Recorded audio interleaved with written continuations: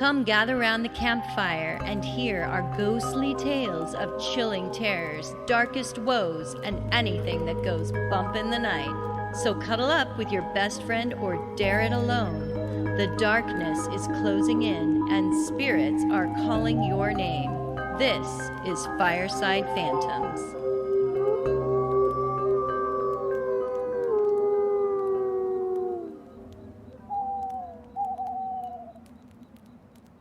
Holly. Carol. Did you know that the happiest place on earth is also the most haunted? Yeah, well, I didn't know it was that haunted, but back in the long days ago, I used to work there.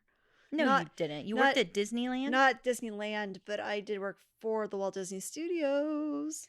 Oh, that's right. You used to have Disney stock, as I remember. I sure do. Lucky girl. Sure did. Sure do still. Lucky girl. Yeah. And especially now that they own Disney like Netflix channel. They own everything. They own George Lucas and Marvel and So have you been checking your stock lately? Is it going up? I haven't checked it for a while, but I feel that Bob Iger is taking care of it, and so I'm not too worried about it. All right. But thanks. Hi, Bob. Well, that's pretty cool. Yeah. I one time sang at Disneyland, so that's oh, really? Something. Yeah, were you in a parade, or what would you do? What were you doing? No, my high school choir raised funds and sold candy bars, and then we went out there and sung. Oh, fun. Yeah, it was really fun. That's really cool. I love Disneyland. But do tell what's going on down there with ghosts. Well, the crazy thing is that not only has there been many accident and deaths at Disneyland, which people don't really know about, but people love to spread the ashes of their loved ones, especially children, at their favorite ride at Disneyland. Did you know that? Wait. They want to spread the ashes of their children at Disneyland? Yeah, because that's where they're the most happiest.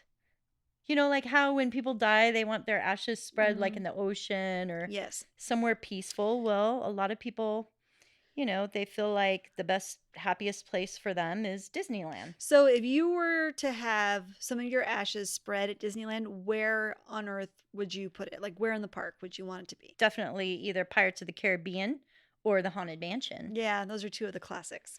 Yeah, and I think most people would choose the Haunted Mansion because it's about dead people. Well, it's a natural fit. No, they have a sign. It says it boasts it has 999 happy haunts, but there's always room for 1,000. And so everybody's trying to make it the last ghost to make it 1,000. Right. And the sad thing is the workers who have to clean up the ashes because they can't just leave them there. Could you imagine having that job? You have to go and clean up the ashes of dead people that it would be the people worst. have left. It would be awful. I would want more than minimum wage for that. Yeah. Sure. So, yeah, speaking of the Haunted Mansion, there's lots of ghost stories. And it makes sense because it is a haunted mansion. One story goes back to the origin of the Haunted Mansion when it was being built. Oh, cool. There was a worker who was a sound designer, and he was said to have heard music playing in the seance room. Oh, right on. Many people heard it, and this went on for many, many days, but the source of this music couldn't be found. And everybody was looking for it, but after not really finding the source of it, they finally just came up with putting a speaker, placing that in the same room to cover up the noise of the strange sounds. So in the seance room now, there's a speaker that they play music to hide the sound. And I don't think it ever went away. Really? Mm-hmm. Oh, that's interesting. That's super interesting, actually. Mm-hmm. Huh. Wow. Yeah. Next time I go, I'll have to get onto that ride and see if I can figure it out in the science room. I know that when you're on that ride, there's always a ton of music and the characters are laughing and dancing and all the things. So it would be hard to hear anything extra. Yeah, extra on for it. Sure. So, that's so interesting. Yeah. And there's another popular story of a mother who sprinkled the ashes of her young son in the Haunted Mansion so that he could be one of the ghosts. People say that he can still be seen, but he's heard crying near the exit. Oh. So he's not happy to be there. No, he's probably scared. It probably terrified him, but his mom wanted him to be a ghost. So he should hang out with the hitchhiking ghosts because they look like they're pretty cool. Yeah. Really? Yeah. Well, in the Pirates of the Caribbean, that's in New Orleans Square there. Yeah. It also has another story of a young boy being seen on monitors from the control room Oh, really? riding the Pirates of the Caribbean in a boat. That would be a cool ghost thing to do for sure. Yeah, but every time the boat returns to the loading area, it is empty. So he's not Ew. in it. Wow. And people say the boy resembles also the same boy that haunts the mansion So attraction. you think he just zips back and forth between both rides? I think his soul is probably stuck in the haunted mansion, but I think he prefers Pirates of the Caribbean because it's less scary and more fun. So mom got the wrong ride. She should have dumped him in the Pirates of the Caribbean ride. Yeah, she clearly did. Do you think they ever drain the water out of Pirates and find like all the dead bodies that people have fallen out of the boats down there? I bet they do. Did you know that, when the skeleton bids you farewell at the end? Do you remember that? He lounges on a Yes, bed and he yes. bids you farewell. Yeah. Well, it turns out the skull used in this display is in fact real human remains. Oh, that's creepy. It's really freaky to think whose skull that might be, though. I know. It might be Walt himself. We don't know. That could be because, there's always been that story that Walt's head is underneath Disneyland and that there's computers hooked up to it and he's running the park from his brain. Okay, I don't know where you found that story, Holly, but Everyone knows that, Carol. was that like on Black Mirror I'm episode sorry, but or that's something? everyone. Josh, you know that story. Yeah, of course. Everyone knows that Yeah. story. How come I didn't know that story? It's like what they tell you when you arrive at the gate. They're like, okay, here's what you need to know about the park. they do that? Yeah, Walt's underneath the castle and he's running everything from his mind. Yeah, and if you can find his head, you become the new Walt Disney. What? It's like a scavenger Yeah. hunt, but you get to Willy play. Wonka style. Dude, Yeah. that is fucked up for Disneyland, I have to say. The other ride I really love is It's a Small World. I used to love that as a Those kid. creepy dolls. Well, okay, now that dolls are creepy, They are yes. so creepy. Everything about that ride is creepy to me. So I just thought it was so happy and fun. Oh no. But anyway, these cast members, it was their favorite attraction. And a long time ago, what they would do is when the park would shut down, they would party in there. They would go in, turn everything on, and party in there and like have With the fun. creepy dolls. I guess so. They really liked it. Man. And later on, that became a big no-no and was grounds for their firing. So that tradition stopped. But rumor has it that because they loved working there so much, once certain cast members died, they would return there. So now what's happening is after hours, when everything has been powered down, the lights come back on and off, and the dolls do come back to life on their own, and nobody's there. See, I don't think that is the ghosts of past employees. I think that's the dolls themselves. See, I think so too, now that I've had that experience with dolls. Yeah. I agree. Yeah. It's not the what did you say, cast members coming back? No Yeah. way. I'm sure those dolls each have an evil entity living inside of them, and there's thousands of them. Yeah, and that creepy song, which is no longer fun Yes, in my no. mind. It's Nope. creepy. It's the theme song to a horror film. Mhm. That's what it is. And the place where I used to sing with my choir, America Sings, is now where the Star Wars, ride Oh, is. yeah. Mm-hmm. Well, 2 weeks after that attraction opened, a young operator died on the attraction when she was crushed between moving walls. Ooh. And it is said to this day, a voice can be heard telling people to be careful in the building. Because you So, might get crushed by a wall. yeah, so she's like watching out for everybody. Oh. She doesn't want the same fate to happen to anyone else. And then, of course, there's the famous Matterhorn, which, Yes, everybody's yes. died on the Matterhorn, That's right? true. The Matterhorn has taken out quite a few people. Yeah. So this particular ghost named Dolly, the story goes that she died after her belt somehow became unbuckled on the attraction, and the investigation never solved the question if she intentionally did this or if the belt just somehow malfunctioned on her. But she was thrown from the bobsled and was hit by an oncoming sled the other way. So God. yeah, it was gruesome. And cast members who have done walkthroughs have commented now that the area always makes them feel uneasy and the lights always seem to burn out. Some actually have refused to work at this location due to that haunting. They say Dolly's there. Yeah, no. First Again, of all, dolls. yeah. Dolly. Well, first of all, Dolly, I thought I had heard or read that she actually stood up on the ride while I was going along, and then she got knocked out of it and then got hit by the next cart, which I'm sorry if you're on that next cart, you are never going back to Disneyland ever fucking again. That is it. You're done.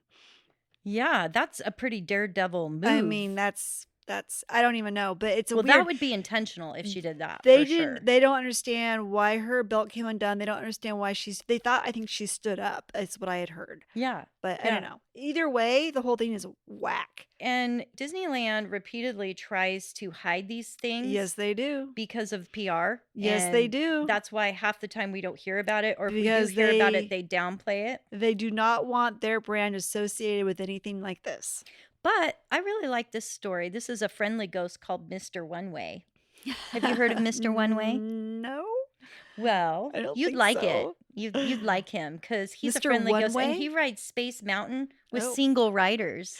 Oh. Isn't that sweet? So I you never have to do. ride alone. I do like that. I think that's perfect pretty for cool. people who want to go to Disneyland but just don't want to ride the rides by themselves. I am comforted by the thought that he's doing that for people. Yeah, it's so much better when you can have someone with you. He's friendly. Anyhow, when the ride ends, he can never be found, so he's just called Mr. One Way. Mr. And he is said also to be found wandering around the cast member locker rooms, that's kind of creepy. Does he show up But- in the photo? Like when you're on the Space Mountain ride and they take your photo? I think you're thinking of Haunted Mansion, where the traveling hitchhiker ghost is in the photo with But you. the Space Mountain has a photo too. I didn't know that. You certainly know more about Disneyland Well, than I do. I used to spend a lot of time down there for my work. Okay. So okay. that's why. I don't know, but we'll ask our listeners and maybe they can come up with a photo. That would be awesome. That would be great, you guys. FiresidePhantoms@gmail.com. Send us your photo. That's right. Mr. One Way. And there's a long-standing rumor that this Mr. One Way, his legend was that he was so frightened of the ride, he suffered a heart attack. Whoa. And he died before the end of it. Oh, wow. So that's why he's always on this ride. Oh. Yeah. Okay. So even though he's a happy ghost, he had a tragic ending to his life on the ride. Right.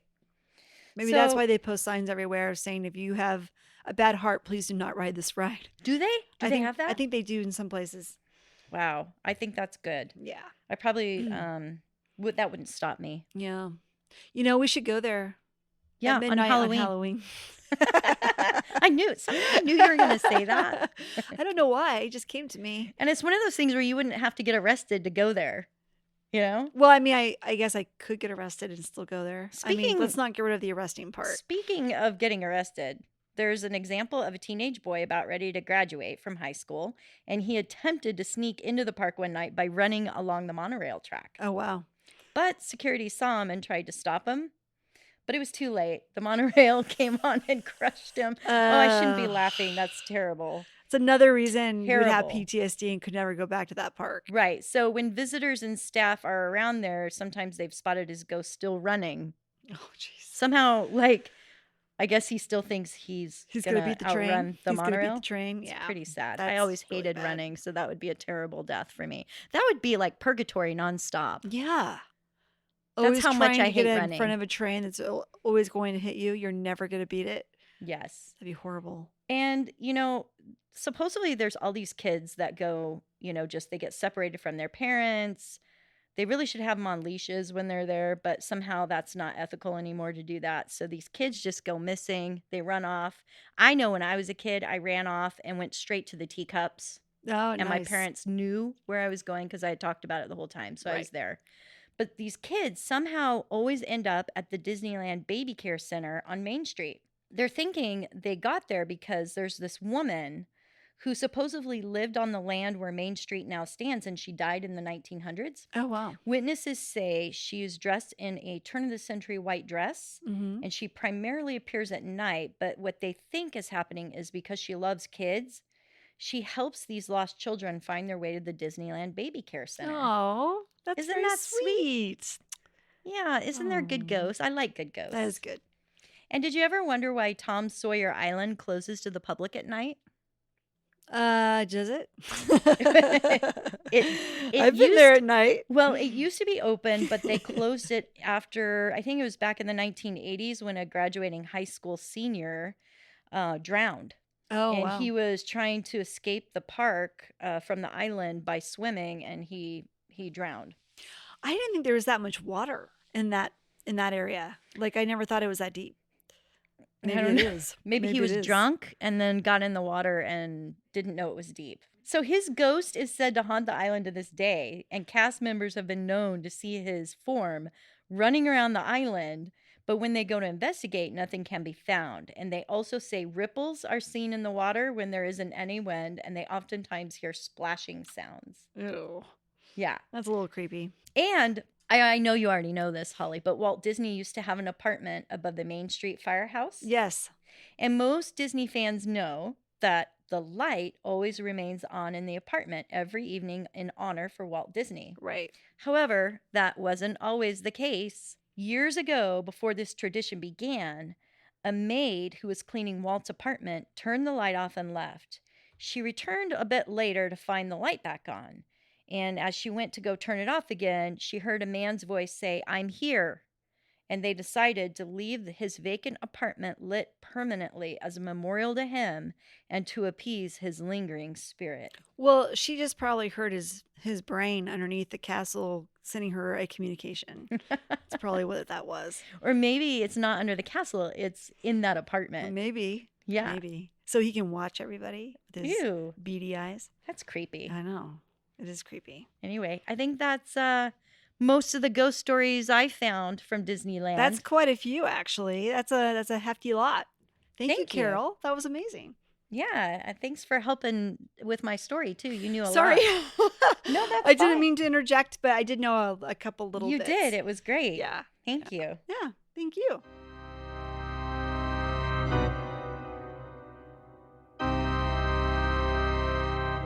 Carol, you know that recently I bought myself a new car. Yeah, I know you had a car, Yeah. and I know that it's caused you quite a bit of problems. Well, it's because it's haunted by, or I should say, it was haunted by a demon. you know that? Yes, because when I got it, a bunch of weird shit started happening pretty much right out of the gate. Tell our listeners what happened. Yeah. And so I'm pretty sure it was demon possessed. So I got this car. It's a hybrid. And Hybrids are always possessed, by the way. I probably, maybe there's, because of the electronic circuitry, it makes it more susceptible to demons and hauntings. Perhaps. I don't Because know. of electricity, yeah. I guess. When I first got it, I noticed that I was finding like tiny little sugar ants in there, which I thought was kind of Ooh, weird. those are demons also. Well, yes. So hard to get rid of those. They're just like an infestation of, but there wasn't that many. There was like maybe one or two at a time. Yeah. And so when I would walk out to my car, there would be flies. Oh my God, I was just going to ask you. It's really Yes. the flies that come around when Yes. things are No, like there were definitely demons? flies, like just sitting there on the car, just like waiting for me to get there, Oh. bathing themselves in the sun like a cat. Like they're just hanging out there. And I'm like, that's weird. Especially because it's the middle of winter and there Well, shouldn't be flies. this was in about late fall when I first got it and when I first noticed all this happening. Okay, So- but still, how many flies are really around in the I fall? never see flies hanging out on a car, and there they were hanging out on my car. I'm like, that's kind of weird. Was there poop on your car too? There was no poop. Okay. There was no reason for those flies to be there. Wow. Yeah. So anyway, the first week I had it, I got hit in a parking lot, and it caused some slight damage on the tail end of my car. Okay, you told me that. That is Yeah. horrible. It was- I'd be so mad. I was so pissed. And then a couple days later, I was pulling into a parking lot, and I got a flat tire. Oh, well, that's Portland. And I went There's to work. flat tires all the time. I went to work and I told my coworkers, and they were all looked at me and said, "You need to sell that car right now." I'm like, "Right?" I mean, I've had it a week and it's already I been know. hit, and I've had a flat tire, and there are freaky flies. So Right. whatever. And this makes me mad, Portland. Clean up your streets. You're Well, constantly giving actually, us flat tires. For my incident, it wasn't from a pothole. It was because I drove over a bolt. I took it Oh. to Les Schwab, and they were able to take the bolt out of my tire and patch it for me. But yeah, I mean, it was significant. Like I could hear it going boom, boom, boom. When I would drive it, I could hear the bolt. Like it was bad. Can I just say a shout out to Les Schwab tires? Yeah, You hey, Les guys Schwab. are awesome. Hey, We Les love Schwab. you. Hey. So for those of you who don't live in the Pacific Northwest, Les Schwab is a really awesome tire store. Yes. So when you pull in, They run all out. all these hot greasy guys run out to your car, Yeah. fighting to get to your attention. It's a pretty amazing. And they have popcorn in the lobby And they sure do. and TV. Yeah, they're pretty cool. Then the last scene that happened was I was with my mom and I was literally driving her out of our neighborhood, across a semi busy street into another neighborhood because she wanted to go to like this holiday bazaar thing in that neighborhood. I don't know. Anyway, she didn't have her seatbelt on, and my mother always has her seatbelt on. Ooh. So I thought I'm just gonna make a right and zip a left into the parking lot, but I couldn't because there was a car coming in the opposite direction. So I stopped. And all of a sudden, I look in my rearview mirror and there's this big Chevy Suburban something fishtailing and honking because he's going so fast, he's about to slam into the back of me. No. And I'm like, oh my God, we're going to get hit. We're going to get hit. And so I'm inching closer and closer to the center line. And then the car that's coming towards me is like, holy shit, she's going to hit me. And so they're inching closer over. So finally, I got over just enough for this guy to be able to get past me on the side without hitting me. And my mom is like, oh my God, if he had slammed into the back of this car, I would have gone through the windshield and probably died. I said, you're probably right. Because she So, forgot to put her seatbelt on. well, it was just such a quick jaunt that we didn't think we even needed it. And that's, of course, when accidents happen, right? Within 10 blocks of your home. Right. And it was literally on the other side of our fence. So that's when I realized I needed to do something about the demon that was clearly possessing my car. So luckily for me, I have a good friend named Amy Roscoe. Yo, Hi, Amy. Yo, girl. Woohoo. Woohoo. So Amy actually has a business. And if any of you in the Portland area are interested, it's amyroscoe.com. I love her name. Amy Roscoe. AMYROSKO.com.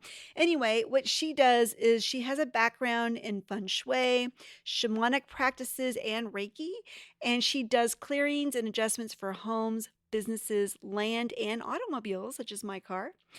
She kind of just does a customized theme for each appointment for what they need and what they want for each client. So for me, I took it over to her house and we cleansed it with cedar smudge. We gave it a good clean on the inside. We burned some sandalwood for protection and we sealed the session with Reiki. But since she did that, I've had no more problems with my car. That's amazing. It has had nothing weird. There's been no weird flies. There's been no more flat tires. There's been no more near accidents or getting hit in parking lots. It's been a dream car ever since. But the reason I thought I would talk about this tonight is because it ties in directly to the story I would like to present for our podcast. Herbie the Love Bug? Nope. Oh. James Dean's Death Car. Oh my God. Which is quite a doozy Oh. in and of itself. But as we all know, James Dean is a legendary actor. He was born on February 8th, 1931 in Marion, Indiana. Indiana. He was from the Midwest. And he kind of grew up between Indiana and his father's home in Los Angeles, California. Of course, he became a major actor pretty quickly. He got big parts in movies like East of Eden, Rebel Without a Cause, and Giant. He also loved to race cars. Right. So he, on September 21st, 1955, he acquired a 1955 Porsche 550 Spider, which he Nice. nicknamed the Little Bastard. I think somebody had called him that, and he liked that name so much, he gave it to his I beloved love it. car. So he wanted to use his car for his car races that he likes to participate in. But unfortunately, this car did not have enough, I guess, quote unquote, break-in miles for him to put it into a race. I guess it has to have so many miles logged onto it for him to race it. I'm assuming that's Interesting. what that means. Hmm. So his friend and the car's mechanic, a guy named Rolf, I'm going to butcher this last name, Weatherich, I think he's from Germany. He told them, why don't you drive it up to this race you're going to be in Salinas this weekend, and you'll add more miles to the car. So James Dean was like, yeah, I'll do that. On September 30th, 1955, the two of them set out along Route 466, which is basically out in the middle of nowhere, California. And they approached another junction of Route 466 and Route 41. And there was another driver coming, a 23-year-old man named Donald Turnipseed, I think is how Oh you my say his name. God. No. I think that's what you say. It's you guys can look it up and make your own decisions. But Donald was also traveling towards James Dean, and he was going to veer onto the exit, but he had to pass in front of James Dean's car in order to do so. This is where the speculation truly begins. No one can really decide for sure how fast James Dean was actually going. Some people think he was only going 55 miles per hour, and then some think he was going about 120 miles per Oh my hour. God. There's a lot of math and theories online about how fast he actually was going. The Spider could actually reach up to 140 miles an Okay. hour, I was so going to it ask. could go that fast for sure. The Spider ended up getting to Turnip Seed much faster than he had anticipated it. So when he got to the turn and there's all of a sudden this spider, he tried to veer out of the turn, and when he did that, the two cars nearly hit head on. So what happened was a spider spun and crashed into the side of the road by a barbed wire fence. And then the other car, which was Turnip Seed's car, was a 1950 Ford Tudor. It slid 39 feet down the road. Rolf, the mechanic that was with James Dean in the car, and Turnip Seed, they both survived the crash. But Dean was pronounced dead on arrival at the hospital. His feet had been crushed between the clutch and the brake pedal. He had a broken neck. Both arms and legs were broken. His skull was fractured. He had massive internal injuries. And there was glass embedded in his face, which is believed to be from the glass headlight from the Ford car. Okay, so that's a terrible crash, but wouldn't you think that's James Dean's error, not the car? Well, that is what we're trying to figure out because some witnesses said that, it had been raining, the silver car was hard to see, and that this kid that was driving maybe just didn't quite see him because of the way the sun was glistening off the road. Maybe James Dean was going really fast. We don't really know. It's all kind of a big theory. And the mechanic that was in the car with him, I don't think has been much help in terms of really, I don't think he has much memory of really what happened. So, and I don't believe he's even alive anymore. But yeah, it's kind of a weird theory. But if you think about it, finding glass in his face means that the headlight of the other car literally hit him in the face. Oh. I mean, could you imagine?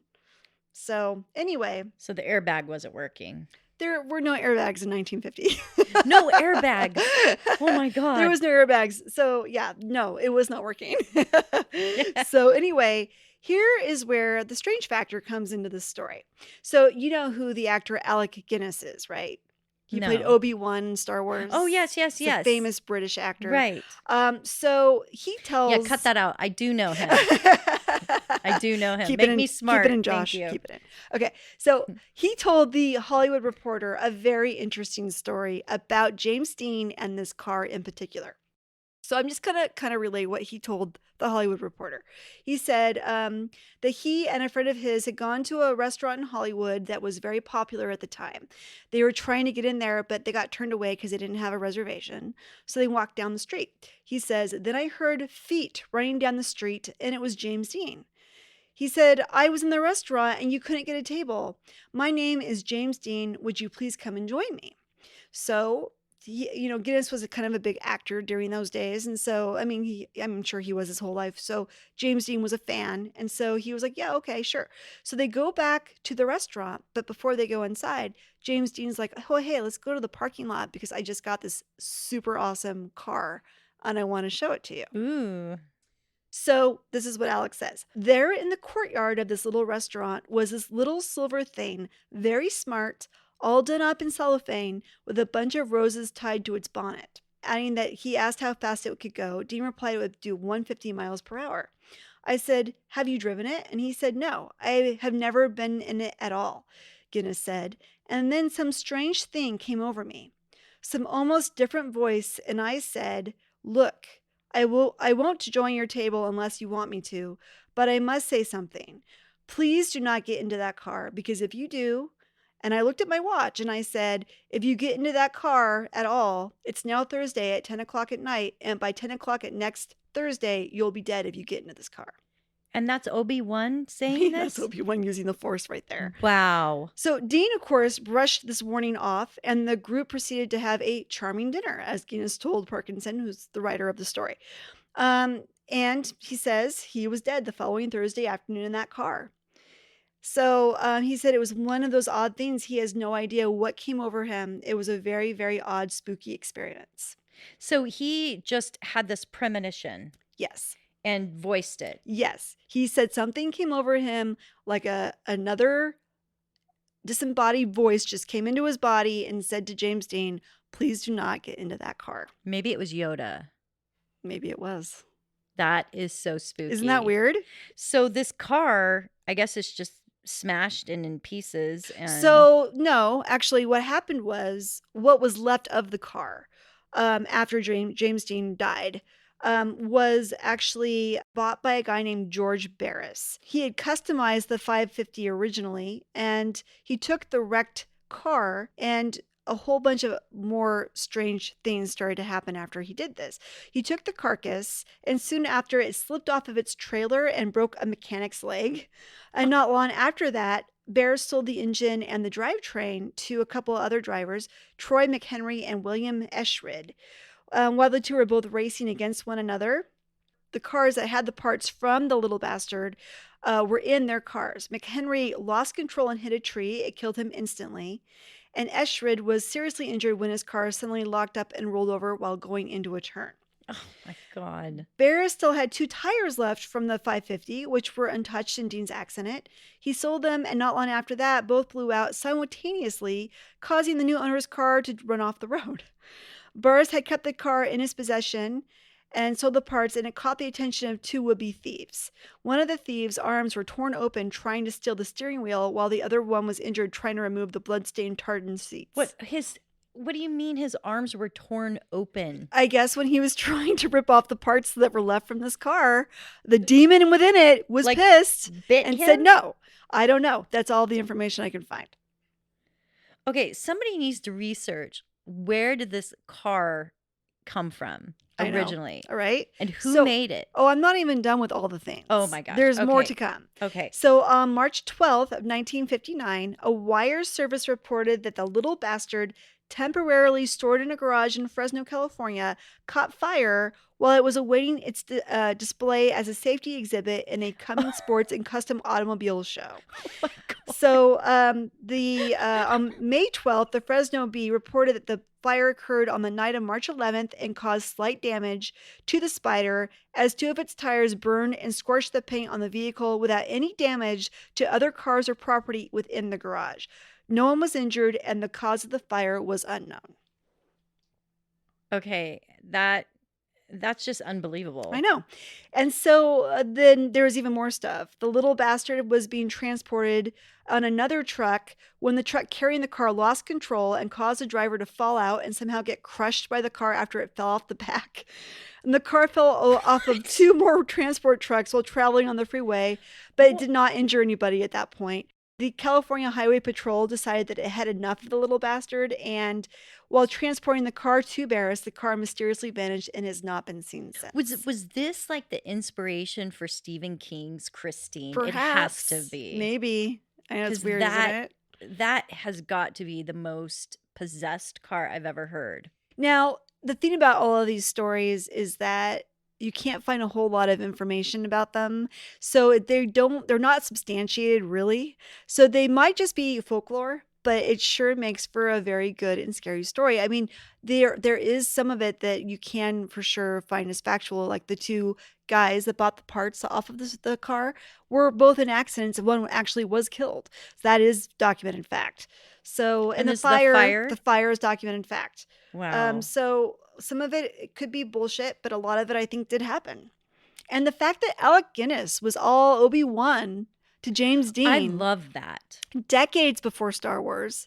That is I mean, so that to me is the biggest creep factor in the entire story. Yeah, and I wonder after he got that download, he thought to himself, I'm destined for a spiritual role. I bet I am. And then he becomes Obi-Wan. Maybe he was a psychic in tune, empath, something. Yeah. And he just had that gift and didn't realize he had it. And yeah, maybe. That's incredible. I'm just still in shock over that whole story. Yeah. Isn't that wild? It's so wild. So cars can be haunted is what we've learned today. Yeah, and the other thing, if you have a haunted car, call Amy. Right. The other thing is don't ever call your car a cuss word because it doesn't like it. It doesn't like to be called a little bastard. Or does it? Call it something really nice and maybe it will become that name, like Angel. Princess, are you ready to go? Or Furby or something. Furby. Come on, Gizmo. I love that story, Holly. Yeah, isn't that great? Now I'm going to go read Stephen King's Christine. Yeah. Bye, yeah. everyone. Or read about James Dean. All right. Thanks, everybody. Have a good night. Good night.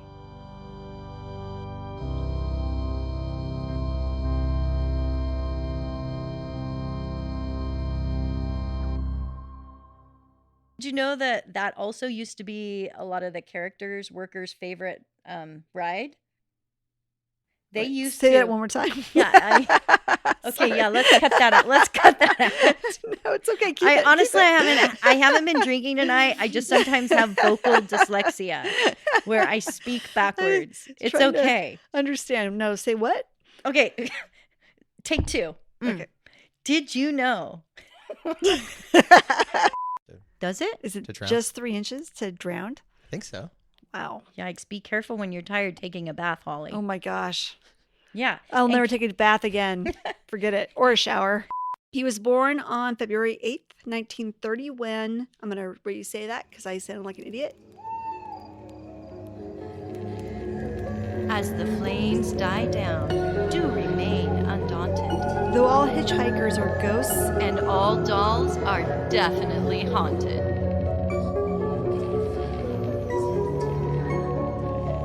hey guys, be sure to follow us on Instagram. Our handle is @FiresidePhantoms. If you have a spooky story you would like to share with us, send it to firesidephantoms@gmail.com and you may hear it on a future episode.